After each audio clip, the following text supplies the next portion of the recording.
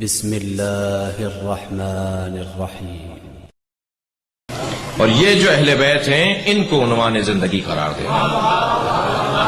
پیغمبر کے پاس گنجائش بہت تھی، اگر اللہ گنجائش نہ رکھتا، جمع کے صیغے نازل نہ کرتا تو کہہ دیا جاتا یہ تو پہلے سے طے شدہ تھا، یہ اللہ کی طرف سے طے شدہ نہیں تھا، تمہارا کردار بہت مضبوط نہیں تھا۔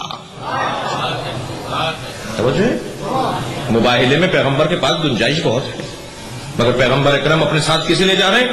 ایک ایک فرد کو لے جا رہے ہیں، اور کیا کہہ رہے ہیں کہ ہم ثم نبتہل، ہم مباہلہ کریں گے، وَنَجْعَلْ لَعْنَةَ اللَّهِ عَلَى الْكَاذِبِينَ، اور اللہ کی لعنت کو جھوٹوں پر بھیجیں گے۔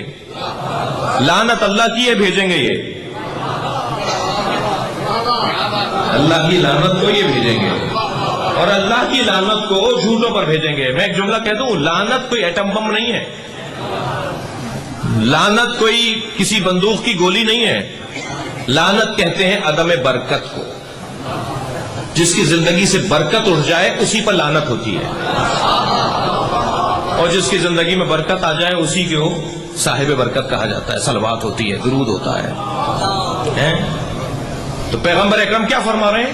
ثم نبتہل ونجعل لعنۃ اللہ علی الکاذبین، پھر ہم مباہلہ کریں گے اور کاذبین کے اوپر، جھوٹوں کے اوپر لعنت کریں گے اللہ کی۔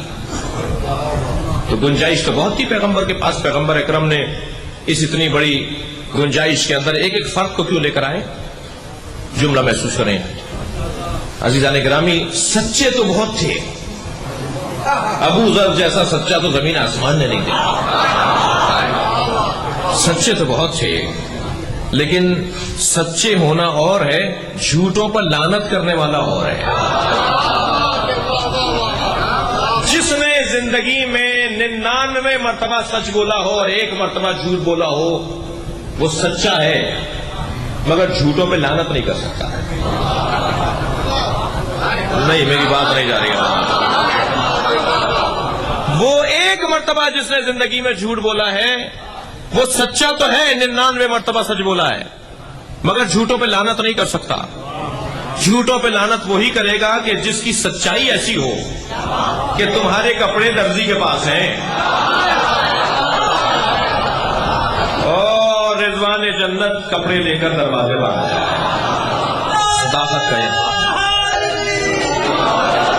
سچائی کا یہ عنوان۔ اگر آپ ہمارے لیٹسٹ ویڈیوز کے بارے میں جاننا چاہتے ہیں تو ہمارے چینل کو سبسکرائب کریں اور بیل آئیکن کو پریس کریں۔ شکریہ۔